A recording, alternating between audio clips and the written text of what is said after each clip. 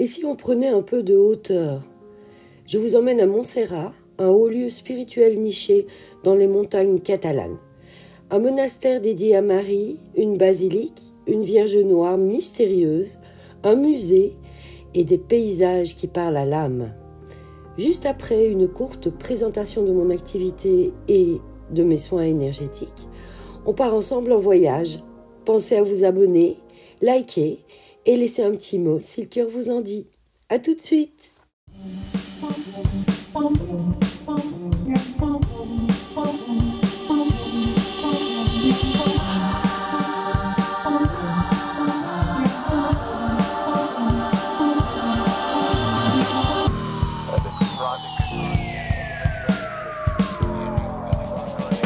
Qu'est-ce que Montserrat?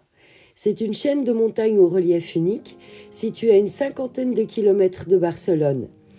À son sommet, perché comme suspendu entre ciel et terre, se dresse un monastère bénédictin devenu au fil des siècles un haut lieu spirituel, un site de pèlerinage marial et une destination touristique incontournable.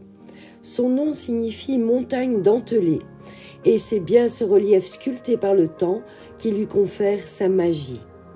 Le monastère abrite la Moreneta, la célèbre Vierge noire, ainsi que l'Escolania,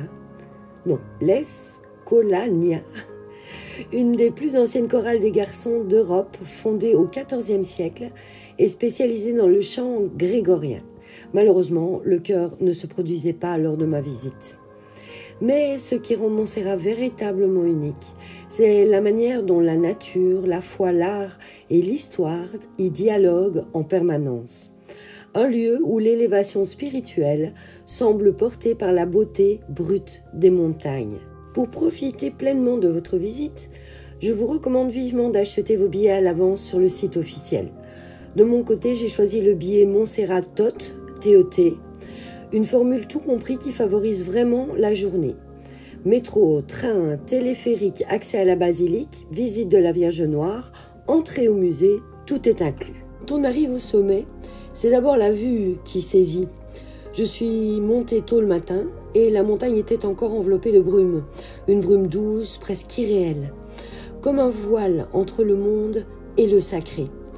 Le silence est ponctué par le vent, quelques pas, et cette sensation est étrange d'être à la fois minuscule et infiniment reliée.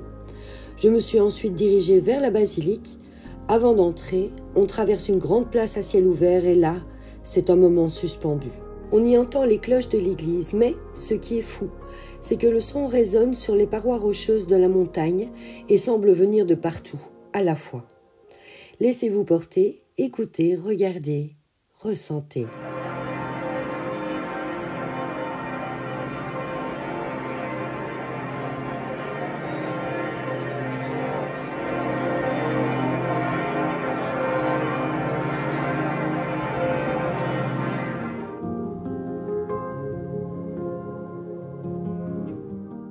En avançant, on accède à une cour intérieure entourée de magnifiques bâtiments aux façades travaillées.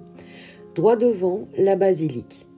Elle semble nous attendre, majestueuse et silencieuse. Mais attention, les horaires d'ouverture sont stricts, l'accès n'est pas continu. Alors pensez à bien vérifier les heures si vous voulez entrer sans stress.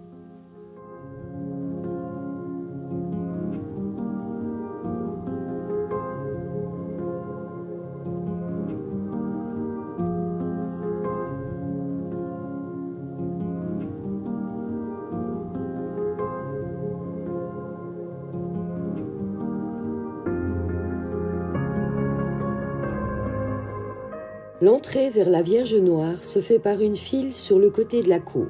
C'est fluide, paisible, bien organisé. On entre progressivement dans la basilique et dès les premiers pas, le lieu impressionne.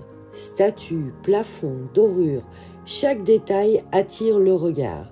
Pour ma part, j'ai trouvé que cette file d'attente était une chance. Elle m'a permis de ralentir, d'admirer chaque recoin, de savourer chaque instant. Et soudain, au bout de quelques marches, elle est là. La Moreneta, la Vierge noire. Le moment est fort. Mais bref, un garde veille et demande d'avancer presque immédiatement. Quelques secondes d'intimité à peine, le temps de formuler un vœu, une prière ou simplement d'être là. Et pourtant, malgré cette brièveté, j'ai été émue. Ce fut un instant simple, intense, juste pour moi, avant de poursuivre mon chemin. Le reste de la visite vaut tout autant le détour. Dans l'une des salles, le plafond est couvert de fresques angéliques, douces, lumineuses, presque suspendues, et près d'une fenêtre, une statue de l'archange Saint-Michel. Son allure fière, son épée levée, sa posture, je l'ai trouvée très espagnole. Un détail parmi tant d'autres qui donne à ce lieu toute sa personnalité. On sent ici que l'art est sacré, qu'il a une âme. En sortant, on traverse une petite cour, puis une ruelle étroite. C'est un lieu de dévotion. Des centaines de bougies brûlent, entourées de prières, de mots, de vœux. On ressent à quel point cette Vierge est sollicitée. Elle porte les espoirs, les peines, les demandes d'innombrables visiteurs venus ici chercher un peu de lumière. Après la visite, direction le buffet. Il est compris dans le ticket et est vraiment généreux. Un grand choix de plats et de boissons incluses. Et surtout, tout était bon, ça mérite d'être dit. Le billet combiné donne aussi accès au musée et c'est une très belle surprise. On y découvre une impressionnante collection d'œuvres de peinture de grands maîtres comme Caravage, Picasso, Dali et El Greco, mais aussi des pièces égyptiennes et des objets liturgiques anciens. J'ai été étonnée par la richesse et la diversité des collections dans un lieu si reculé. Et puis, il y a des tableaux moins connus, des visages, des regards qui m'ont touchée.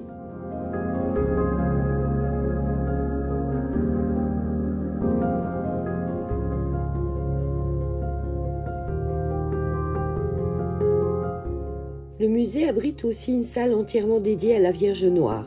On y découvre des représentations très variées, certaines traditionnelles, d'autres stylisées, modernes, colorées. C'est touchant de voir à quel point une même figure peut être interprétée de tant de façons. Chaque artiste semble y avoir projeté sa propre vision du mystère, de la foi, de la tendresse. La visite se termine ou commence, selon le sens, par une partie plus contemporaine, immersive, des installations lumineuses, des projections murales de l'art moderne. Et puis cette création numérique, ce grand écran, un flot d'images, de formes, de couleurs, une manière de capturer la grandeur de la création autrement. Assis là, on se laisse simplement traverser. Même pour un simple touriste, ce moment a du sens. C'est beau, c'est vaste, c'est vivant. Si vous aimez l'art, prenez vraiment le temps de vous y arrêter. C'est calme, lumineux, bien présenté et très inspirant.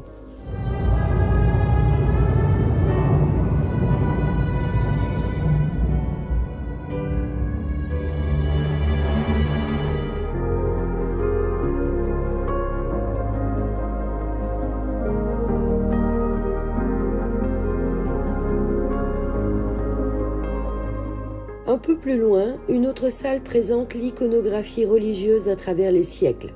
Certains tableaux y sont vraiment très anciens. Leurs patines, leur visage, leur regard usés par le temps. Il y a là comme une mémoire vivante, une transmission silencieuse qui traverse les âges. Me voilà de retour à l'air libre face à la montagne. Elle est toujours là, majestueuse, silencieuse, comme si rien n'avait changé. Et pourtant, quelque chose en moi a bougé. Montserrat, c'est plus qu'un lieu, c'est une vibration.